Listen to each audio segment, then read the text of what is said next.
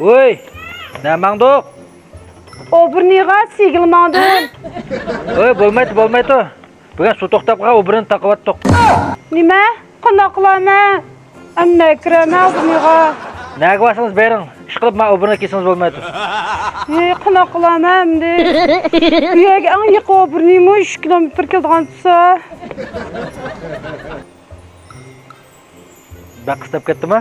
Chidimdan o 3 kilometr yerga berib chidamayman men.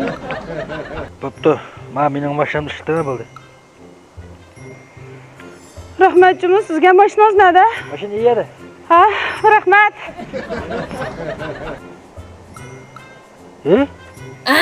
Mashina joyida turdi-ku.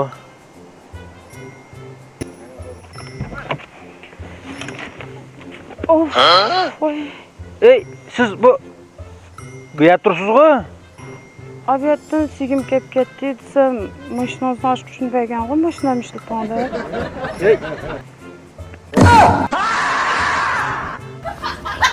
Voy, kalbire, mashinani suyitsan qo'y.